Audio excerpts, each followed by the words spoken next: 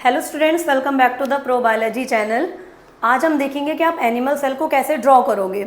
तो आज सीखने जा रहे हैं कि how to draw a animal cell. Question क्या आएगा, वही draw a well labelled diagram of animal cell. Boards के लिए बहुत इंपॉर्टेंट है। तो देखो, सबसे पहले आपको एक ऐसी सेल लेनी है जिसके ऊपर छोटी छोटी माइक्रोविलाई देखने को मिलती है।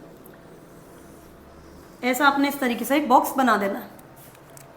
उसके बाद ये यूकैरियोटिक सेल होती है हमारी एनिमल सेल, तो इसके अंदर न्यूक्लियस आएगा। न्यूक्लियस के लिए आप सबसे पहले न्यूक्लियर मेम्ब्रेन बनाओगे और बीच में न्यूक्लियर पोर के लिए जगह छोड़ दोगे। फिर यहाँ से आप अराइज करवाओगे एंडोप्लाज्मिक रेटिकुलम को।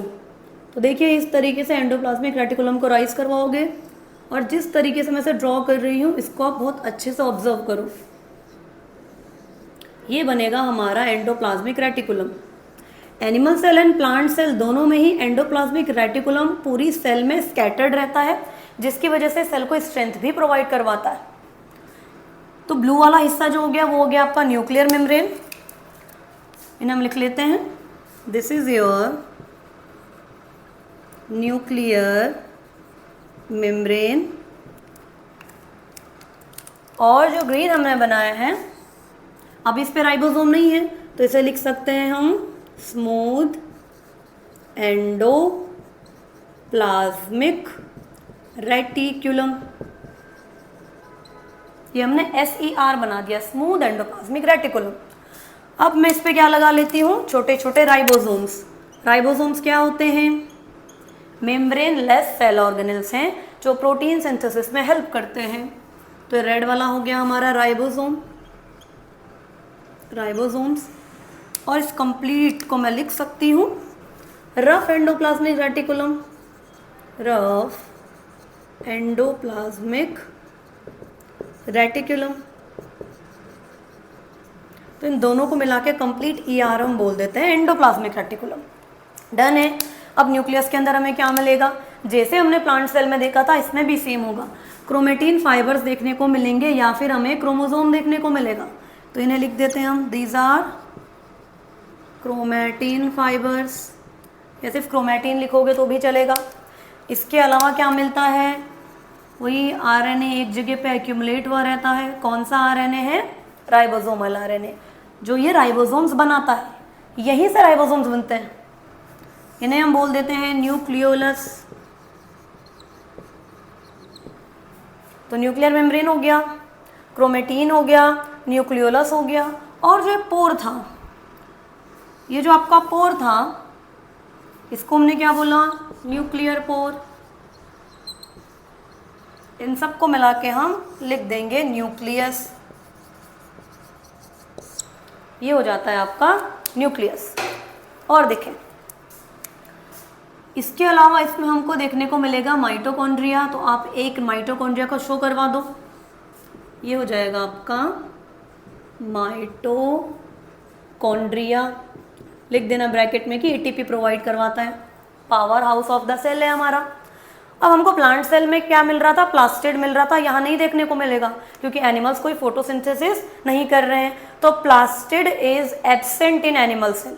एक और चीज, हमने जो प्लांट सेल थी उसमें बाहर से क्या बनाया था, सेल वॉल बनाई थी जो कि सेल्यूलोज की थी, इसमें नहीं मिलेगी। तो एनिमल सेल में क्या नहीं मिलता, यहाँ लिख देते हैं। एक तो इसमें मिलती है नो सेल वॉल। इसमें जो आपका प्लास्टिड है वो एब्सेंट है। डन है। और क्या एब्सेंट मिलेगा, जो लार्ज वैक्यूल हमने बनाई थी, नो लार्ज वैक्यूल, क्योंकि लार्ज वैक्यूल स्पेसिफिक फीचर है आपकी प्लांट सेल का। इतना क्लियर है। यही एंडोप्लाज्मिक रेटिकुलम से अराइज होती है गोल्जी बॉडी। तो गोल्जी बनाने के लिए आप इस तरीके से 5 सिस्टर ने यहाँ पर बना दोगे, 1 2 3 4 5। तो ये बन जाएगी आपकी गोल्जी बॉडी। और गोल्जी के साइड में ही आप इस तरीके से वेसिकल को निकलते हुए दिखाओ। इस तरीके से डायग्राम ऐसा बनेगा तो ज़्यादा एक्यूरेट माना जाएगा। ये हो जाएगा आपका गोल्जी बॉडी। ये जो इनसे वेसिकल्स निकल रही हैं, ये वेसिकल्स किसी भी सब्सटेंस का ट्रांसपोर्ट करती हैं, तो इनको ट्रांसपोर्ट वेसिकल्स बोल देते हैं। ये है आपकी ट्रांसपोर्ट वेसिकल्स। और ऐसी ट्रांसपोर्ट वेसिकल, इमेजिन करो कोई ट्रांसपोर्ट वेसिकल डाइजेस्टिव एंजाइम लेके जा रही है, तो ऐसी ट्रांसपोर्ट वेसिकल जिसके अंदर डाइजेस्टिव एंजाइम है वो क्या हो जाएगी आपकी लाइसोसोम, वो आपका लाइसोसोम हो जाएगा। डन।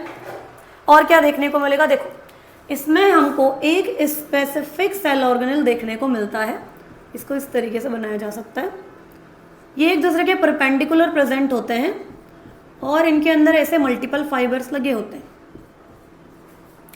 इस पूरी असेंबली का नाम होता है सेंट्रोजोम और इन सिंगल को बोल देते हैं सेंट्रियोल।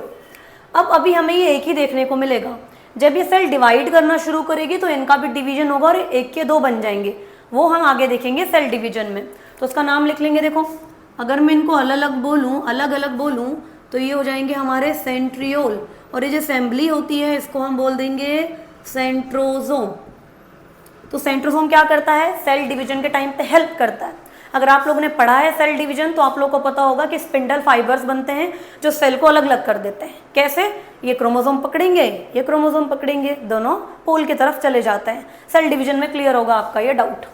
इसके अलावा क्या देखने को मिलता है, वेसिकल्स हमने लिखा है वैक्यूल, वैक्यूल हमने लिखा है नो लार्ज वैक्यूल, तो इसमें लार्ज वैक्यूल तो नहीं देखने को मिलती है, लेकिन छोटी छोटी स्मॉल वैक्यूल्स देखने को हमको मिलती है। कुछ एनिमल सेल में बिल्कुल एब्सेंट हो सकती है, कुछ एनिमल सेल में मिल सकती है हमको और मल्टीपल टाइम मिलती है। प्लांट में लार्ज वैक्यूल मिलती है और एक ही मिलती है, एनिमल सेल में कितनी मिलती है, छोटी छोटी मिलती है, स्मॉल, और बहुत सारी मिलती है। क्लियर। दूसरा, सेल के अंदर का प्लाज्म क्या हो जाएगा, सेल के अंदर का फ्लूइड साइटोप्लाज्म। तो ये जो रेड कलर के डॉट है ये आपको क्या शो करवा रहे हैं, ये हो जाएंगे आपके साइटोप्लाज्म। तो इतना सिंपल सा होता है एक एनिमल सेल। तो अगर आपका 3 मार्क्स में या 4 मार्क्स में क्वेश्चन आता है तो अगर आपके स्कूल में अलाउ है कि कलर पेन से आप ड्राइंग बना सकते हो, आप तो पेंसिल्स का यूज़ कीजिए, कलर पेंसिल्स का, वरना आप पेंसिल से ही बना सकते हैं और 3 to 4 मार्क्स आराम से आपके इससे बन जाएंगे। इसे लिख लेते हैं, दिस इज योर साइटोप्लाज्म। तो ये है आपका एनिमल सेल का डायग्राम। ठीक है। अब इसके सबसे बाहर की जो लेयर थी, सेल वॉल तो है नहीं, तो सेल वॉल के अंदर हमें क्या देखने को मिलती है, तो this is your plasma membrane. ये आपकी प्लाज्मा मेम्ब्रेन है, या फिर इसको सेल मेम्ब्रेन भी बोल सकते हैं।